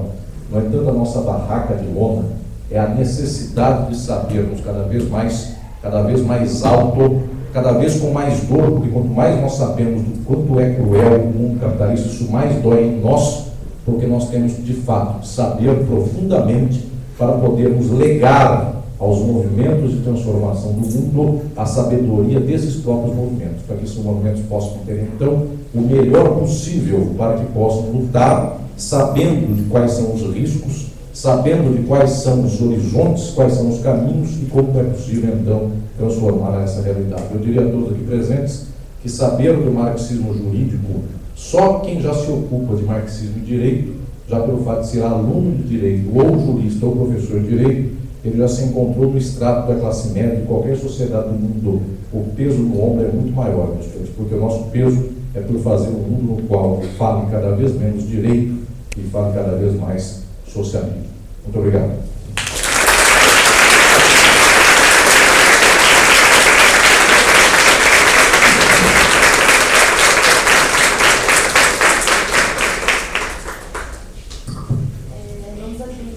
Perguntas, eu vou fazer bloco de 4. Gostaria que atentassem por tempo de 2 minutos, porque a gente precisa fechar o auditório às 10 horas.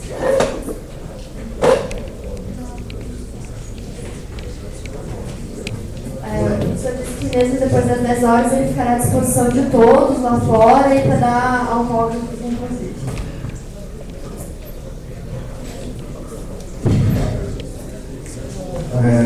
Meu nome é Moisés. Sou professor da Sociesc, sempre prazer ouvir o professor Alisson.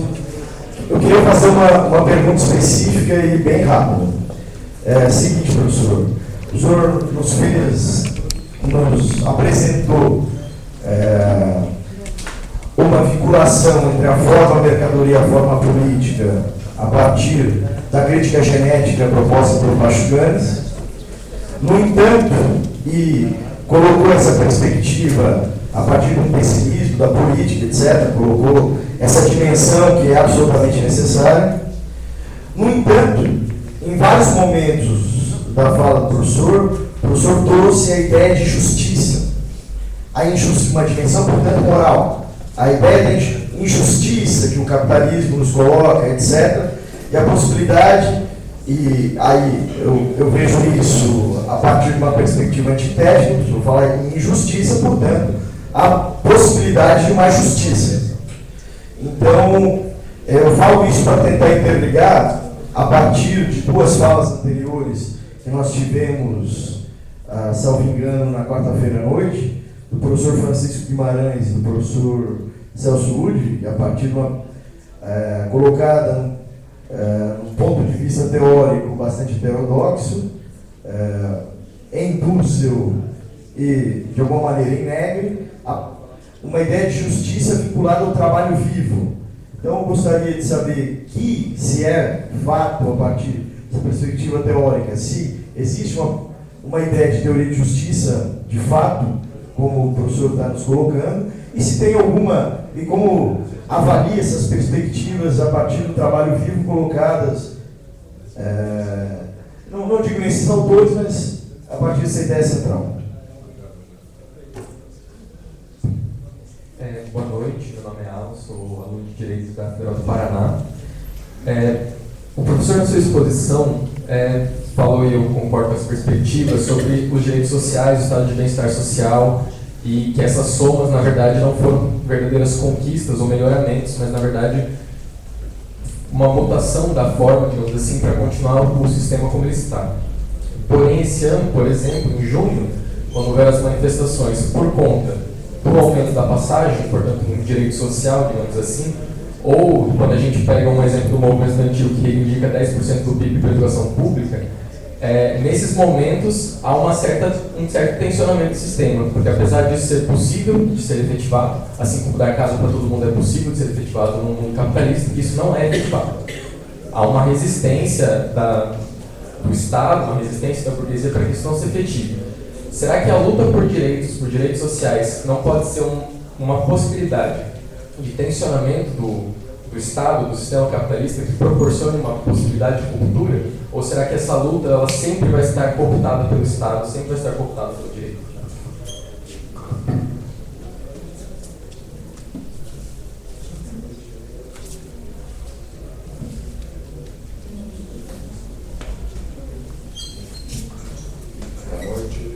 Alisson, imensa alegria tê-lo conosco e poder compartilhar um pouco da sua proposta que se apresenta agora com grande potência para a nossa discussão. Nós tivemos aqui no nosso seminário Direito e Marxismo, no Instituto de Pesquisa de Direito e Movimentos Sociais, uma espécie de diagnóstico, com o qual gostaríamos de compartilhar, ainda que muito rapidamente, acerca das percepções críticas das teorias do direito hoje, em especial sua aproximação com o marxismo, demonstrando que, de fato, existe a necessidade de resgatarmos o debate soviético, né? Inclusive aqui nos nossos debates, esse debate soviético foi resgatado não só a partir de Pachucanes, mas também de Stuttgart, mostrando inclusive potencialidades entre os dois, mas neste resgate uma espécie de consenso acerca do fato de que a forma mercadoria nos impõe necessariamente a percepção de que dela deriva-se a forma jurídica. Nesse sentido, a crítica estrutural ao direito precisa ter a sua máxima concretude na crítica antinormativista, ainda que as nuances do debate soviético nos levem a reflexões que não são da ordem do questionamento de agora. Ao lado disso, porém, e inclusive ancorados em Marx, a perspectiva que daí decorre é aquela em que, e inclusive esteve contemplado na sua exposição, elementos da legalidade na sua aparência podem consubstanciar traços de possibilidade de defesa de direitos, né, com esse formato. Marx, inclusive, fala na ideia de que, por exemplo, a lei estatal tem uma dupla face como um meio de proteção espiritual e física dos trabalhadores, mas também como necessidade do desenvolvimento da lei geral de acumulação. Nesse sentido, eu queria trazer para a nossa reflexão a possibilidade de pensar algo tal como a formulação nos seguintes termos.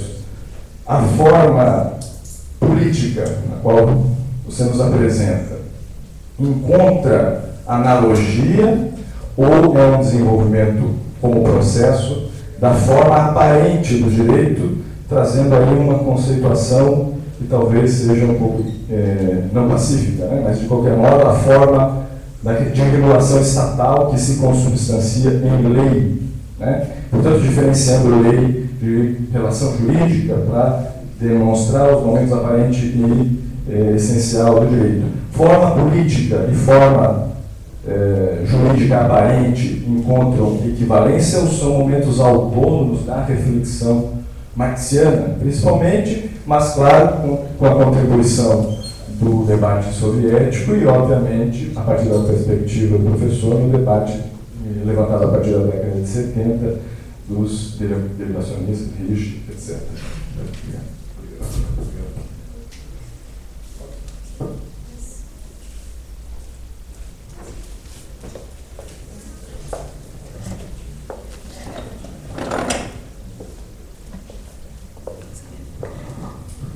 Boa noite, professor, companheiro, boa noite a todos. Acerca das suas afirmações, mas causou estranheza foi a afirmação de que o Estado só existe onde há capitalismo. Né? Eu discordo radicalmente dessa posição, penso que o Estado existe quando existe propriedade privada, meio de produção, classes dominantes, mesmo antes do surgimento da própria peso maior da mercadoria, do próprio capital, que é anterior ao capitalismo, muito menos da dominância do modo de produção capitalista, né? Porque havia Estado dos fenícios, havia Estado dos romanos, havia o Estado feudal, o Estado absolutista, não havia dominância do modo de produção capitalista. E eu penso que essa é uma questão importante, é uma questão histórica, não só teórica importante, mas algo importante para pensar o problema das formações sociais contemporâneas, da Constituição, né? Das transições que constituíram uma cidade como o Brasil, por exemplo, no Estado de 1822, não era o Estado capitalista, a meu ver. Era um Estado independente, né? Deixando de ser colônia, mas dominava os setores senhoriais escravistas no Brasil. Né? Havia capital, mas não era dominante. Havia, penso eu, havia uma dominância do modo de produção escravista, mercantil, etc. Então houve uma transição ao problema da Revolução Burguesa, ao problema da formação social. Então, são duas questões que me parecem importantes. Uma é no que diz respeito aos problemas de gênese histórica, para pensar o problema da Revolução ou das formações sociais. Nós vemos o Marx da Inglaterra, né, como caso clássico, para as leis universais concretas de modo de produção capitalista. Nós temos um esforço de, por exemplo, das leis de modo de produção capitalista para entender os movimentos campeões da Rússia, para entender formações sociais, não só lei, mas outros teóricos. Então, esse é o problema do Estado, da particularidade do Estado em cada sociedade na relação com o problema dos Estados pré-capitalistas, né? Que pode colocar assim na sua visão teórica. Segundo, o problema ligado a isso, sem dúvida, o problema do Estado de transição. Porque se eu estou de pleno acordo da necessidade da extinção do Estado, do fenecimento do Estado junto com a expiração do capital e das classes, outra questão é o como chegar lá. Então o problema de uma revolução passa por conhecer a formação social, pensar o bloco de forças que pode destruir esse poder, que se constituir em poder. E aí há uma série de problemas do momento de transição que são importantíssimos e que envolvem direitos, inclusive direitos impostos, até dentro da ordem, não só depois da Revolução. Né? Dentro da ordem, por exemplo, no caso da AIT, o Marx criticou os anarquistas, ao meu ver, com razão, porque considerava desimportante lutar por uma legislação que garantisse a limitação da adesão do jornal de trabalho, porque garantisse o ensino gratuito para todos os níveis. Tem que ser lei. Então é claro que é necessário impor mudanças democráticas na legislação, mas não só. O problema do Estado de transição como destruir o Estado burguês, o problema do Estado do Direito, né, na questão dos momentos de transição, e de quanto isso envolve a pesquisa de cada formação social, para se pensar com concretude a possibilidade de avançar na revolução para além do capitalismo, para além do capital e rumo ao oferecimento do Estado. Geraldo.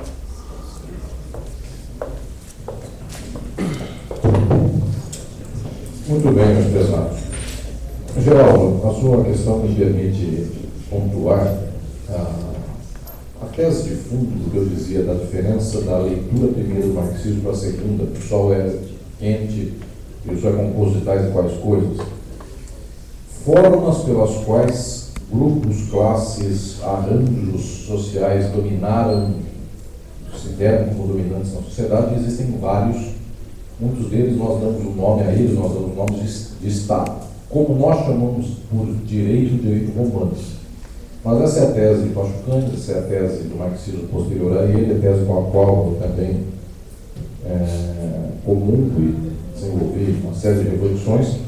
O direito romano, ao tempo do Império Romano, pode se chamar de direito romano, mas ele não tem forma como é a forma do direito moderno contemporâneo. Portanto, a estrutura daquilo que é direito romano é normativo sem ser de forma jurídica, tal qual nós chamamos. A mesma coisa são os estados pré-estatais no sentido capitalista. Pensarmos que o mundo absolutista tenha forma estatal como tem o Estado contemporâneo é uma dificuldade enorme. Nós não temos uma sociedade de tipo capitalista, nós temos capital, mercadoria, mas não temos ainda a estrutura da produção capitalista, de tal sorte que nós, se quisermos chamar isso de Estado, chamamos, mas desde que a gente coloque uma aspas, ou então tem algum elemento de diferença objetiva. Daí que eu trato, por exemplo, um livro entre forma política estatal, porque forma política estatal só há no capitalismo. Antes há um Estado, há um rei, há um senhor feudal, mas nós podemos considerar que isso tem equivalência ao que é o nosso modo de ver o Estado moderno contemporâneo. Daí que vem a discussão também enorme, que vai e vem, sobre qual é o Estado de transição e qual é o Estado socialista, ou então qual será o Estado comunista. Todas as pessoas que gostam mais da ordem do que da desordem, elas dizem, em algum momento a sociedade tem que se organizar, ainda que seja no comunismo, ainda que não haja Estado, tem que haver alguma coisa. Essa alguma coisa é um Estado lato sensu. A forma estatal que é o problema. Por quê? Dizer o seguinte, alguém manda em mim, e ele tem 4 anos de poder para mandar em mim, isso é inconcebível numa sociedade socialista. Tem coisas que derivem disso. Então essa é uma reflexão quase de nomenclatura, de qual é o escopo do que estamos trabalhando. Meu querido Moisés, onde está o Moisés? Está lá. Justiça como morte do marxismo. Uma das palavras mais abomináveis para um conceito científico como o nosso é justiça e seu derivado por oposição de justiça. Até porque a carga semântica da justiça e da injustiça é histórica, tem contradições mais profundas. O que ocorre é o seguinte, tal qual Engels diria que o Estado é burguês, porque olhando para o sol e falando que o sol é quente, também nós, falando, olhando para o sol nosso quente do direito, nós dizemos que o mundo é injusto. Mas isso é uma constatação tal qual o sol é quente, tal qual o Estado é burguês. Que o capitalismo seja injusto, vai aí um pequeno dado nosso.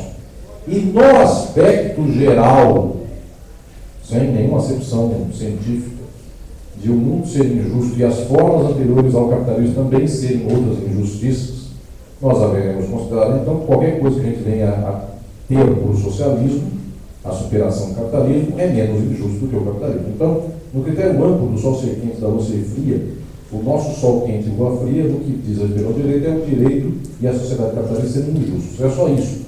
Jamais o marxista brigou pelo conceito de justiça. É que nós precisamos mostrar ao mundo que o mundo vive em condições que são de exploração, de opressão, que são condições, inclusive, pelas quais uma minoria extrai da maioria a riqueza e a maioria, portanto, está expropriada. Isto, tendo que falar em linguagem que as pessoas possam entender, é justiça e injustiça. Só isso. Então, aí vai uma questão de fundo. Como ela transborda para a questão do trabalho? Também, se nós usamos o trabalho como um conceito amplo, pelo qual ele se torna, então, inespecífico, aí nós conseguimos dar até uma linguagem que as pessoas entendam. Ou seja, haverá trabalho socialista, haverá trabalho pós-capitalista, de modalidade distinta com forma distinta. Nós podemos usar esses termos também. A questão é que nenhum desses termos chega ao específico. Porque na hora da concretude, aí vem a briga. Volto a dizer, se nós não temos com quem brigar, se tudo concorda com tudo, não temos nada a dar para o mundo de diferente. Nossa posição científica começa na hora que a gente briga com alguém. E a briga, meus senhores e minhas senhoras, é a briga com a lógica, a estrutura e as formas do capital. É aí a briga. E também não adianta o cara dizer, vou brigar com meu colega marxista. Posso até ter uma briga, mas a minha briga fundamental é o capital.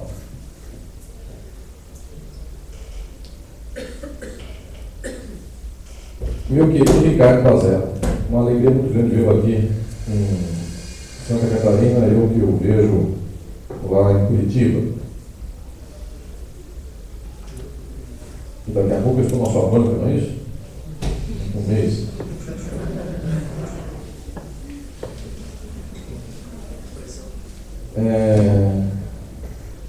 Eu sou bonzinho, fica tranquilo. Minha fama não é essa, mas eu sou. Meu querido Ricardo, a forma política estatal, ela tem uma implicação direta com a forma jurídica.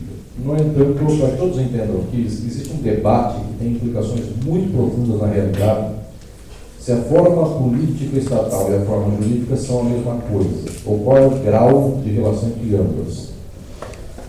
Eu penso que as melhores leituras do marxismo nos dizem que não é a mesma coisa, são duas formas distintas. Estado é uma coisa, direito é outra. O que ocorre é que, historicamente, essas duas formas têm uma imbricação, de tal sorte que eu dei um pequeno passo na reflexão do Estado de forma política para dizer o seguinte: são formas distintas que em algum momento fazem uma conformação. Esse é o termo que eu utilizo. O que quer dizer conformação? O acoplamento da forma jurídica se faz na forma política estatal, de tal sorte que na prática nós não vemos diferença entre ambos. Tanto assim que o keynesianismo disse que o direito estatal e o Estado é jurídico. Só que isso é só o resultado de um processo histórico, pelo qual então nós tomamos um pelo outro. O que eu quero dizer a todos os presentes é que juridicamente eu consigo dizer no dia a dia do afazer jurídico que Estado e direito formam um bloco. Mas isso é uma conformação derivada, porque essa conformação se dá numa raiz de formas distintas uma da outra. Se nós não temos isso conosco, a implicação política disso é danosa. Nós temos dificuldade impressionante se nós dissermos que o direito é estatal. Por quê? Porque pode acontecer de perecer o Estado e restar a forma jurídica, e pode acontecer eventualmente um tal desarranjo da forma jurídica ainda assim com a manutenção do Estado. É preciso que nós saibamos que são duas formas distintas. É que, via de regra, elas operam em conformação. É esse o termo que eu utilizo para mostrar que nasceram separadas e depois se arvoram uma na outra. É uma estrutura que se deu aqui de modo implicado. Alan, é isso, né? Alan, para quem é da moda inglesa, mas o nome da pessoa é ela que dá. A moda francesa, Alan. A luta pelos direitos sociais é uma possibilidade de superação. Eu vejo, meus senhores, talvez essa seja a pergunta mais incorrente a qual eu respondo. Em qualquer lugar em que eu vá, palestra, a pergunta é essa. Mas e os direitos sociais, a luta pelos movimentos sociais, etc. e tal? Muito bem. Nós temos, eu digo psicanaliticamente, a importância desse fato. Nós vivemos uma vida que tem 70 anos, 80, 40, 35, 102, 105 no caso do Niemeyer, e assim vai. A gente tem uma vida da qual a gente espera nascer, produzir frutos e eventualmente ver coisas boas acontecer. No prazo da vida, no nosso momento, de quem vive o 2013, todos que estão aqui com a idade que for, no prazo do presente, não parece a nós que o socialismo acontece amanhã. Não parece, volto a dizer, não parecia para mim há 4 anos atrás que cairia o Hosni Mubarak no Egito, não parecia para mim há 4 anos atrás que ia cair o ditador não sei aonde, há 6 anos atrás não parecia para mim que os Estados Unidos iam entrar em crise. As coisas acontecem amanhã. Pode acontecer, não parecia para mim, o Estado de Forma Política eu lancei em maio. 20 dias depois disse, o capitalismo é crise. 20 dias depois vem os movimentos de São Paulo, aí a agenda de todo mundo como é possível que a Dilma, que vivia em Serra da Brigadeiro, agora caiu com a popularidade para 10%, Vejam, as coisas são assim, são acontecimentos ocasionais. O fato é, tomando a vida de cada um, nasceu, cresceu, viu Fernando Henrique Cardoso, Lula, Dilma, governador do Estado, prefeito da sua cidade, faculdade, etc e tal, gente que era comunista, virou reacionária, gente que fez isso, aconteceu aquilo, tudo mais que se viu pela frente. No prazo desse nosso cotidiano, a luta que nos parece imediata é a dos movimentos sociais e dos direitos sociais. Que esta parece para mim então dizer, eu vou lutar pelo direito do trabalhador, eu vou lutar pelo direito da minoria, eu vou lutar para a casa de quem não tem. É a nossa luta do imediato. Observe o que eu vou aqui dizer a todos. A luta do imediato não tem correspondência com a luta estrutural. E isso tem duas implicações. Tem gente que diz o seguinte, quanto pior, melhor. E tem gente que diz que quanto melhor, melhor. Entenda quando eu digo que não tem implicação luta política imediata por luta estrutural. Meus senhores, eu comecei a produzir estas reflexões de marxismo e direito no auge do tempo do Fernando Henrique Cardoso. Quando eu era aluno do Largo de São Francisco, na USP de São Paulo, era o tempo que o Fernando Henrique Cardoso estava no apogeu de privatizações do tempo do neoliberalismo. Tempo atroz. Tempo de gente desempregada. Pessoas que tivessem emprego por R$50, elas teriam uma fila imensa procurando emprego. Tempo de horror. Quem é menininho não viveu esse tempo, menininha, mas quem tem um pouco mais de idade viveu. Tem gente que já não sabe. Outro dia eu perguntei, vocês sabem quem foi o Luiz Guimarães? As pessoas disseram não. Então, tem gente que não sabe nem o que é isso. Era uma múmia já naquele tempo, mas a gente não sabe, pensa que é faraônica.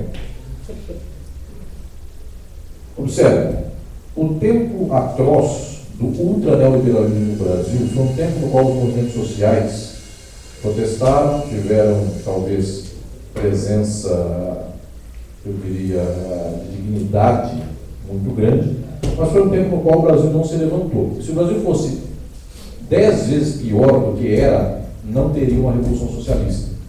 A miséria, em alguns momentos, faz com que as pessoas se matem. Se só tem um pão, irmão mata o irmão. Só. Tudo bem, tem casos no qual a miséria gera a revolução socialista, tem também. Caso dos direitos sociais. Muita gente diz o seguinte, os direitos sociais atrapalham a revolução. Eu digo, não atrapalham a revolução, porque não é porque a pessoa tem pão que ela deixa de lutar pela revolução. É a história da universidade, desculpe o termo, classe média que faz centro acadêmico, de esquerda. Porque moleque pobre, menina pobre, trabalha o dia inteiro, chega na faculdade da noite, só quer saber da matéria para colar na prova e saber como é que ela passa no final do ano. Quem fica no centro acadêmico dia e noite? Classe média. Que faz movimento, passeata, etc e tal. É isso. Agora, a mesma classe média da qual um extrato faz movimento no centro acadêmico, tem outro extrato que é nazista, que odeia pobre, que quer matar o outro. Teve um caso no Brasil que uns 3 estudantes de direito mataram um mendigo aqui no Ácido, no Galdino. Estudante de direito classe média, como é o outro que está no centro acadêmico da sua faculdade lutando por um mundo melhor. Então, o que eu quero dizer é o seguinte, estas condições de direitos sociais para mais ou para menos não desempatam a questão por si. Não me parece que o mundo sendo melhor também leve as pessoas ao socialismo, porque, infelizmente, o mundo sendo melhor, pode acontecer o caso das pessoas ganharem um dinheirinho a mais por causa dos direitos sociais e acontecer, como no caso de São Paulo, eu digo, Pedro é meu aluno lá, meu orientando mestrado, está cansado de ouvir o que eu estou dizendo. A pessoa ganha um dinheirinho a mais, aí para ser um pouquinho mais rica e aparecer que é rica para os outros, ela põe uma camiseta escrita Abercrombie Fit, ou então Hollister. Vejam, para onde vão os direitos sociais? Para a camiseta Hollister. Tal sorte que eu só tinha um com camiseta rosa, até não perguntei, o que é isso aí? Foi na última moda. Skycap, na Abercrombie Fit Hollister. É isso que, no final, os direitos sociais, ao final das contas, dão isso. Quando eles são incipientes, a camiseta é L. Quando são já direitos sociais mais avançados, chegou na Abercrombie Fit. Então, observe. Eu estou dizendo uma questão aqui para nós que é fundamental. Nem a miséria, nem o degradê anti-miséria, portanto, nenhum nem outro, de início levam ao socialismo. Por quê? Porque eu posso ser miserável e da igreja X que fala que Deus deu dinheiro para o rico. Está em operação, então, aquilo que é o arcabouço estrutural, ideológico das pessoas. Esse arcabouço ideológico das pessoas não tem diferença por direito social X ou Y. Ele se dá por outras razões. Enquanto há meio de comunicação de massa, eu ganhando 100zão ou milão, Eu penso a mesma coisa. Veja, o direito social me mudou de 100 para 1000. Alguém vai dizer, mas de 100 para 1000 eu já não faço muito mais coisa. É verdade, gente. Com milão eu vivo melhor, eu como, eu não tenho doença, eu já consigo fazer isso, aquilo. Eu não estou dizendo que não seja muito melhor, mas estou dizendo, daí não sai nada. Portanto, se não sai nada para lá e para cá, aí vem a velha questão. Um marxista luta então em favor dos direitos sociais? Sim, se não tem desempate para lugar nenhum, é óbvio que luta por sim. Por casa, esgoto, água, 3 mil salário mínimo, 7 mil, não sei o que lá, indenização tal, viva Vargas, tudo isso está muito que bem. Apenas nós sabemos, nada disso leva ao socialismo, nada. É o que eu dei no caso da Europa. A Europa chegando numa condição econômica tal, o europeuzinho é que começou a moda do Hollister. Então o cara ficou desempregado, ele diz, agora como é que eu vou para Ibiza? Como é que eu vou usar minha camiseta da Hollister? Onde eu vou comprar não sei o que mais? A Zara, tem que comprar na Zara. Porque o brasileiro acha que a Zara é o ápice do cúmulo do clube da consumo e ele, para ele, é a miséria. Até aí, nós não desempatamos a questão, mas eu quero dizer a todos, classe média marxista jurídica e suas reparos, porque certamente alguém pensa que mas eu sou mais pobre da minha escola, da minha faculdade, e eu não sou classe média. Então, classe média é seus reparos. Ou então, o riquíssimo aqui da sala que sorri internamente falou que todo mundo é classe média, e eu sou comunista rico. Então, esse extrato de pouquinho para cima, um pouquinho para baixo. A nossa disputa nesse campo é uma disputa por força concreta, material, em primeiro lugar, ideológica.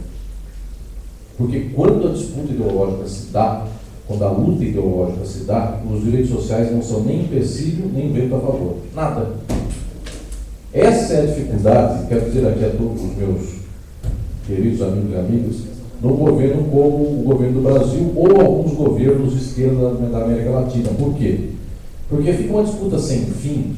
Eu não vou nem dar o exemplo, porque essa discussão nem me pergunta, eu não vou nem abrir, porque ela demanda 5 horas, ao mesmo tempo demanda 1 minuto. Que é o seguinte, o Lula e a Dilma são bons, o Chaves é bom, o Kirchner é bom, o Evo Morales é bom, ou são ruins, ou etc e tal. Veja que a discussão não representa um segundo. Por quê? Porque se eu sou um intelectual marxista, eu digo não. E se eu sou um pobre miserável, eu falo que legal, que agora eu já vou gastar na Casa Bahia. A questão não é essa, meu senhor. A questão é a seguinte, nas condições do mundo hoje, eu fiz aqui uma disputa estrutural por força do movimento dos trabalhadores e dos pobres, uma disputa ideológica. Neste ponto, o socialismo não está sequer em vias de cogitação. O que não quer dizer que o pobre que passava fome já não passa fome. O que não quer dizer que o cara que mora na favela já tem minha casa, minha vida. Não estou dizendo nada em relação a isso, mas estou dizendo, não houve a mínima disputa ideológica. O pobre que agora tem a minha casa, minha vida, agora ele quer comprar decoração na loja tal.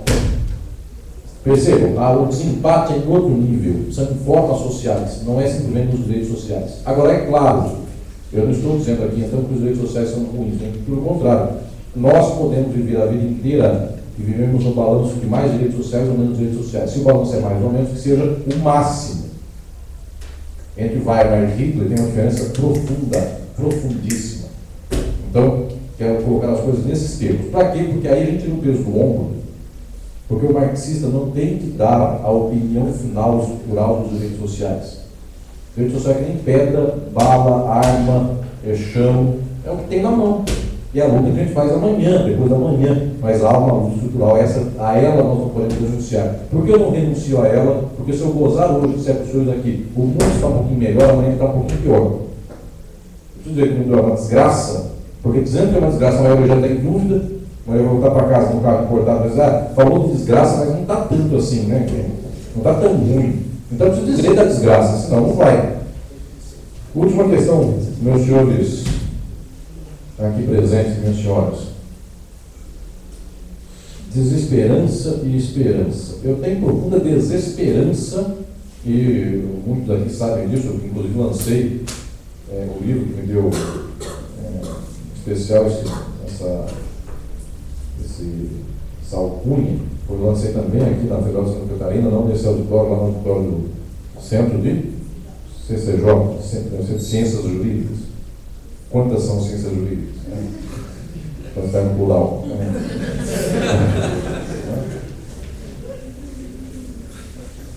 Muito bem, eu lancei lá nas Ciências Jurídicas um livro que é Utopia e Direito, né? Um livro sobre esperança. E é muito peculiar, eu sempre digo isso, a esperança só surge do máximo da desesperança. Do jeito que o mundo se põe, eu não vejo esperança na transformação do mundo. Se a Europa, por 50 anos, temos bem-estar social, ela ruiu em 2 minutos, o nazismo chega no dia que quiser, chegará no Brasil amanhã. Estou dizendo aqui aos meus senhores e senhoras presentes. Eu não duvido que o Brasil chegue a níveis de posição nazistas. Eu não duvido que padrões Marx e Feliciano se expandam socialmente. É preciso tomar cuidado com isso. Nós temos uma luta que é concreta e ela não é fácil, ela é dificílima. Eu não me espanto que a Universidade do Brasil, que hoje tolera a esquerda, amanhã não tolere mais. Eu quero dizer para todos o seguinte: vocês têm que estar preparados, senhores e senhoras, para um dia de manhã passar fome. Quem dedicou a vida à pesquisa acadêmica tem que estar preparado para um dia de manhã não poder pensar o que pensa. Aí os senhores têm 2 opções. Aí os senhores falam de qualquer coisa, fato gerador de CMS, questões do recurso de revista no processo de trabalho, mas aí então é uma saída de caranguejo. Então já preparem, tem suas monografias aí de fato gerador, já deixem no bolso. Como eu digo para os meus orientandos de mestrado e doutorado, eu reúno lá em São Paulo, vocês sabem, uma pleia de moças, rapazes, senhoras do Brasil que vão, de qualquer estado do Brasil, vão para São Paulo fazer mestrado e doutorado comigo lá em Marxismo e Direito. O Pedro é só um dos exemplos aqui. Eu sempre digo para ele, sai um pouquinho de direito civil, penal, tributário, trabalhista, porque no dia do nazismo, filosofia do direito, vocês não vão dar em lugar nenhum, nem história do direito, nem ética, nem introduções do direito, nem nada disso. Vocês vão ter que dar penal 4, então sabe o que é homicídio, o que é latrocínio, enfim, não perca a embocadura do dia a dia do direito, não, porque vai ser o ganha-pão de vocês. Porque no final das contas, meus senhores, é isso. Pode até não ser isso, porque o marxista, ou quem faz em favor do socialismo, em algum momento da vida, é perseguido violentamente pela sociedade. É que nas condições de hoje não é. Mas olhem a escola de Frankfurt. Não teve gente que teve mais bem inserido no século, mas depois teve que sair correndo. E na volta, a metade mais conservadora virou reitora. E a outra metade ficou passando fome. Então, observem a tragédia que é a vida acadêmica. Quem andou mais para a direita, dentro da escola de Frankfurt, virou reitor. Quem não andou, nem entrou na universidade. Teve gente que nem entrou na escola de Frankfurt. Você sabe que o Frankfurt também não trouxe todo mundo. Só trouxe gente que fosse estatuto de gafieira. Gafieira é uma zona, mas tem um mínimo de ordem. Marxista sim, mas não muito.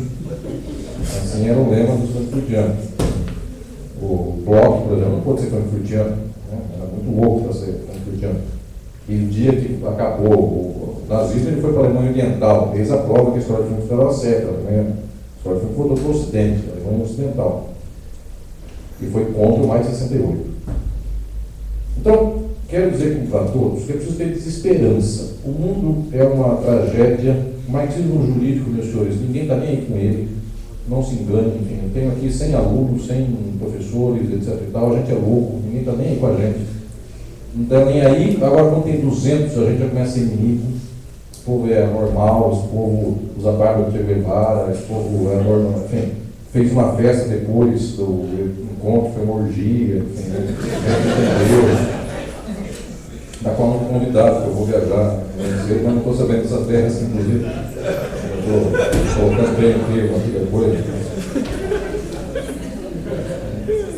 Ou seja, as histórias são construídas de tal modo que o bom sai por ruim, sai por feio e o feio sai por bom. Mas, meus senhores, volto a dizer aqui, esperança. Por que esperança? O capitalismo não fecha. O capitalismo é crise.